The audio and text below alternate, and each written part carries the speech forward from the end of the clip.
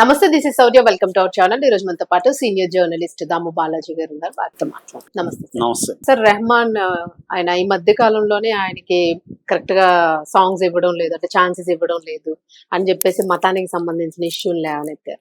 So ఇప్పుడేమో song copy rights కి సంబంధించి కోర్టులోన చాలా పెద్ద మొత్తంలోనే ఫైన్ కట్టాల్సి వచ్చింది అని వార్త వినిపిస్తుంది. అది ఏ సాంగ్, అసలు నిజంగానే కాపీ చేశారా?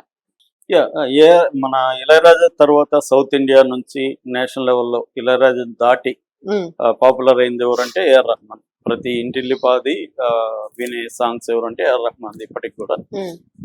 మామూలుగా అయితే ఆయన పెద్ద వివాదాల్లో ఉండేవాడు కాదు, కానీ ఈ మధ్య ఆయన విడాకుల విషయం కానీ తర్వాత రీసెంట్ గా ఆయన చేసిన కామెంట్ బాలీవుడ్ సినిమాల్లో ఈ మధ్య మారింది పరిస్థితులు, మతాలను బట్టి మ్యూజిక్ డైరెక్టర్కి ఛాన్సులు ఇస్తున్నారన్న వ్యాఖ్యలు కలకలం రేపాయి. ఇది తగ్గిన తర్వాత ఇప్పుడు ఇంకొక వివాదంలోకి ఆయన చిక్కుకున్నాడు. అయితే ఏంటంటే కాపీ రైట్ వివాదం. సో ఆయన మణిరత్నం సినిమా పొన్నియిన్ సెల్వన్ 2 పార్ట్లుగా తీశాడు. దానికి మ్యూజిక్ ఏఆర్ రెహమాన్ చేశాడు. మంచి పేరు కూడా వచ్చింది ఏఆర్ రెహమాన్కి.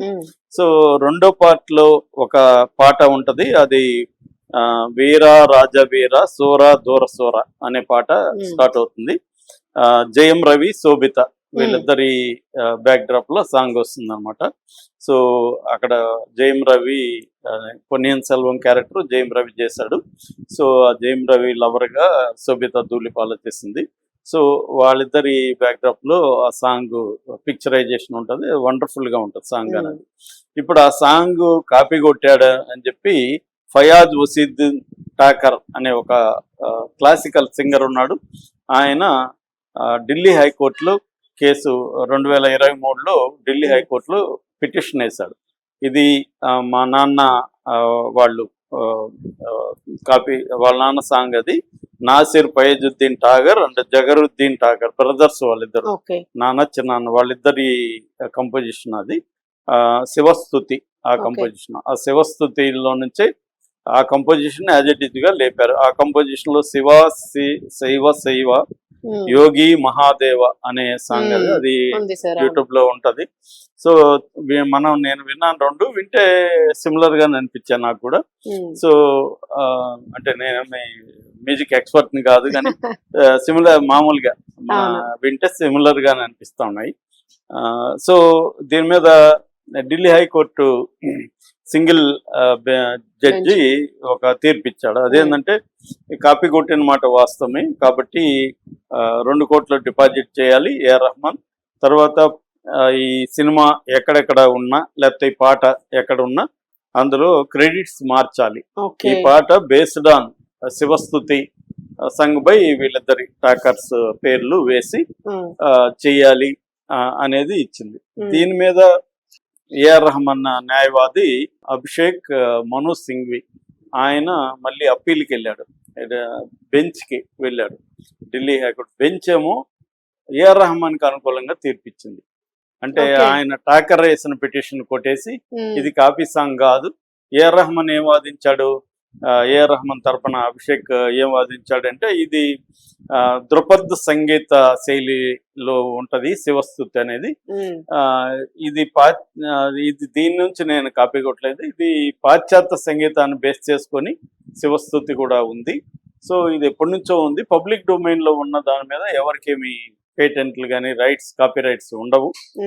నేను అక్కడ ఇన్స్పిరేషన్ తో నేను చేశాను అనేది ఈయన ఆర్గ్యుమెంట్. ఈ ఆర్గ్యుమెంట్ తో ఏఆర్ రెహమాన్ ఆర్గ్యుమెంట్ తో బెంచి ఏకీభవించి టాకర్ వేసిన పిటిషన్ ని కొట్టేసింది. టాకర్ వదిలిపెట్టలేదు, మళ్ళీ సుప్రీంకోర్టుకి వెళ్ళారు. సుప్రీంకోర్టులో నిన్న ఫిబ్రవరి 13న తీర్పు వచ్చింది. ఆ తీర్పు ఏంటంటే chief justice of India Suryakant and Joymalya Bagchi ఇద్దరు ద్విసభ్య ధర్మాసనం తీర్పిచ్చింది. అదేంటంటే మళ్ళీ సింగిల్ జడ్జి ఇచ్చిన దాన్ని వీళ్ళు సపోర్ట్ చేశారు. ఇది కాపీ సాంగే, దాని నుంచే ఇన్స్పైర్ అయి ఉన్నారు అనేది చెప్పారు. కొన్ని ప్రశ్నలు కూడా అడిగారు కాపీ అనే దానికి సంబంధించి వాళ్ళు. అందులో ఏంటంటే ఇది రాగం వేరు, కంపోజిషన్ వేరు. టాకర్ కూడా ఏమంటున్నాడు, నేను రాగం గురించి క్లెయిమ్ చేయట్లేదు, కంపోజిషన్ మాత్రమే నేను క్లెయిమ్ చేస్తున్నాను. కంపోజిషన్ అనేది మా వాళ్ళు చేసింది. దాన్ని యాజ్ ఇట్ ఈజ్గా ఏఆర్ రెహమాన్ కాపీ కొట్టాడు అనేది నా క్లెయిమ్ అనేది ఆయన టాకర్ తరపున అడ్వకేట్ బెంచ్కి నివేదించారు. అయితే వీళ్ళు అభిషేక్ మను సింఘ్ ఏం చెప్పాడంటే, యాక్చువల్గా ఈ సాంగ్ని 1991లో గుండెబా పాడాడు. తర్వాత 2015లో ఉదయ్ పావల్కర్ పాడారు.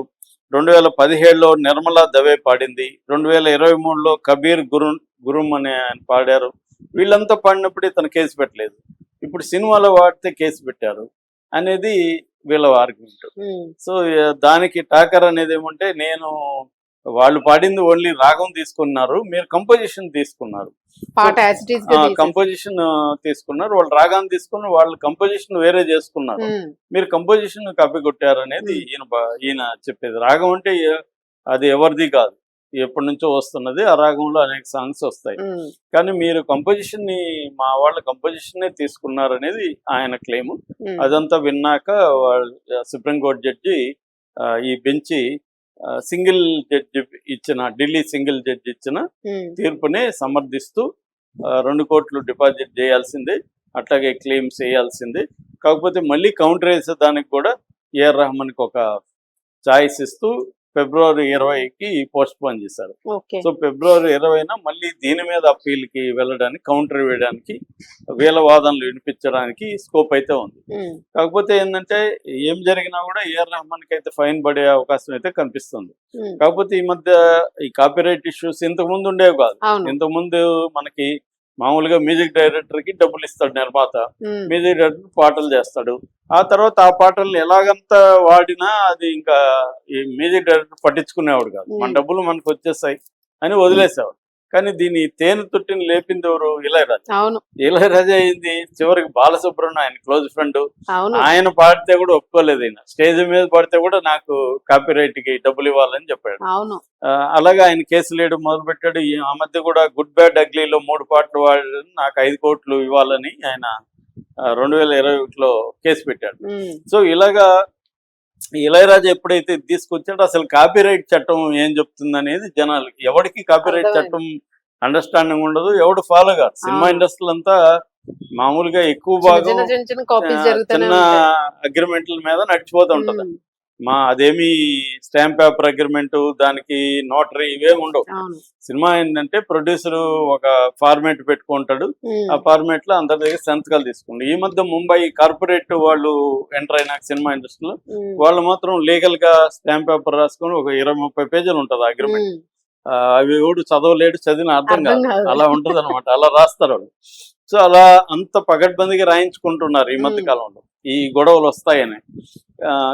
ఎందుకంటే అంతకుముందేమో ఊరికే మా మ్యూజిక్ డైరెక్టర్ దీనికి మా సినిమాకి ఫలానా మ్యూజిక్ డైరెక్టర్ మ్యూజిక్ చేస్తాడు, దీని మీద మాకు సరహక్కులు మాకు ఇస్తున్నాడు, ఆయనకి ఇంత రెమ్యునరేషన్ ఇస్తున్నాడు అని రాయించుకున్నాడు. ఇప్పుడు అలాగే లేదు, అగ్రిమెంట్లు ఉంటున్నాయి.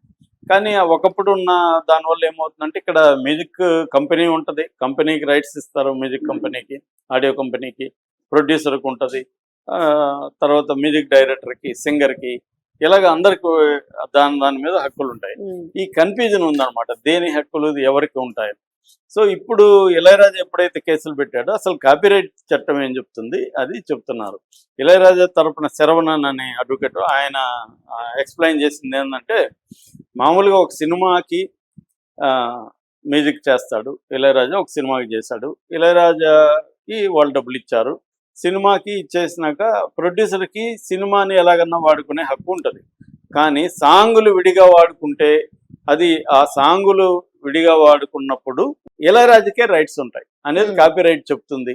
కాపీరైట్ యాక్ట్ ప్రకారం విడిగా సాంగులు వాడుకుంటే ఆ స్వరకర్త అంటే కంపోజర్కే దాని మీద రైట్స్ ఉంటాయి అనేది కాపీరైట్లో ఉంది. దాన్ని బేస్ చేసుకుని ఇళయరాజా కొట్లాడుతున్నాడు అనేది శరవణ అని చెప్తున్నాను. సో ఈ గొడవంతా ఇప్పుడు ఏంటంటే నిర్మాతలు కానీ లేకపోతే మ్యూజిక్ డైరెక్టర్లు కానీ అన్ని తెలుసుకోవాల్సిన అవసరం ఉంది. ఇప్పుడు రైటర్లు ఉన్నారు, రైటర్లు ఏం చేస్తారు, తెలుగులో రైటర్ అసోసియేషన్తో పోయి, ఇప్పుడు నేను చాలా స్క్రిప్ట్లు చేశాను, రైటర్ అసోసియేషన్లో పోయి మనం రిజిస్టర్ చేసుకుంటాం అంతే. మనకి కాపీరైటా పేటెంట్ రైట్ ఇవేం మనకు తెలీదు, మనం కాపీరైట్ కిందకి వెళ్ళాం. ఇక్కడే డిస్ప్యూట్ ఏదైనా నాదేదైనా కాపీ కొడితే మళ్ళీ రైటర్ అసోసియేషన్ లో కంప్లైంట్ ఇస్తే వాళ్ళు పిలిచి పంచాయతీలు చేసి అరే భయ్ నువ్వు కాపీ కొట్టింది నిజమే, ఇతనికి ఎంత ఇవ్వు అని చెప్పి చెప్పించేస్తారు. ఉమ్, ఇలాగే జరుగుతుంటాయి సినిమాలు. ఎప్పుడైతే ఇళయరాజా వచ్చి ఈ తుట్టని కలిపాడో ఉమ్. మిగతా వాళ్ళకి కూడా వచ్చాయి. సినిమా కదా ఇప్పుడు ఈయన ఇంకొకరినొకరు- చాలా మంది కాపీ కొట్టారనేది ఏఆర్ రెహమాన్ ఆరోపిస్తున్నాడు. అవును. వాళ్ళ మీద ఎందుకు పెట్టలేదు? వాళ్ళ దగ్గర డబ్బులు ఏం లేవు, వాళ్ళు ఉమ్. ఎక్కడ ఇస్తారు? వాళ్ళ మీద కేసు వేసి లాభం లేదు. సినిమా అంటే ఇది పెద్దది, మల్టీ క్రోర్ వ్యవహారం కాబట్టి డబ్బులు వస్తాయి అన్న యాంగిల్లో కేసు వేస్తున్నారు.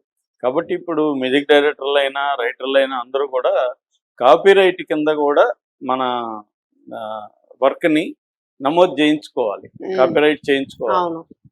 అట్ ద సేమ్ టైం ఇంతకుముందు మ్యూజిక్ కాపీ కొట్టిన వాళ్ళు ఎవరు లేరు. మాయాబజార్లో వివాహ భోజనం సాంగే అది పోలీస్ మార్చింగ్ ఉమ్, సాంగ్. ఉమ్, అక్కడ నుంచే మనకు అన్ని స్క్రిప్ట్లు కావచ్చు, పాతాళ భైరవి సబ్జెక్ట్ కూడా, నేపాలి మాంత్రికుడు ఇవన్నీ కూడా కాపీలు. ఇవాన్ ద టెరబుల్ దగ్గర నుంచి సెర్గే ఐసెన్స్టైన్ సినిమా అది రష్యా, దాని నుంచి తీసుకున్నారని కూడా ఆరోపణలు ఉన్నాయి. ఉమ్, అట్లాగా ప్రతిదీ కాపీ ఆరోపణలు ఉన్నాయి. గతంలో అంటే తెలిసేవి కాదు. ఇవాళ అవును. ఏంటంటే ప్రపంచం చిన్నదైంది, ఇంటర్నెట్ సోషల్ మీడియా వచ్చి నాకు అందరికి తెలిసిపోతున్నాయి. అవును. ఇవాళ ఎవరికి తెలియకుండా కాపీ కొట్టేద్దాం అనుకుంటే కుదరదు. Very difficult. ఇవాళ కోర్టులకు వెళ్ళిపోతారు కాపీ. అందువల్ల కాపీరైట్ యాక్ట్ ఏం చెప్తుంది, మనం ఈ సాంగ్ ని లేకపోతే ఇంకొక ఐడియానో లేకపోతే ఇంకో దాన్ని కాపీ కొడితే వాళ్ళు కేసేస్తే ఏంటి, ఈ విషయాలను తెలుసుకొని చేయాల్సిన అవసరం ఉంది. అవును. ఏదేమైనా ఇది Maniratnam producer plus Lyca productions ఇద్దరు కలిసి ఈ సినిమా చేశారు కాబట్టి ఉమ్, ఇప్పుడు వాళ్ళ మీద పడుతుందా, ఏఆర్ రెహమాన్ ఇండివిజువల్ గా 2 కోట్లు కట్టాలనేది చూడాలి. ఉమ్, సో 20వ తేదీ మళ్ళీ ఏఆర్ రెహమాన్ మళ్ళీ అప్పీల్ చేసుకునే అవకాశం ఉంది. ఉమ్. ఇవన్నీ అయినాక ఈ కేసుకు సంబంధించి వస్తుంది.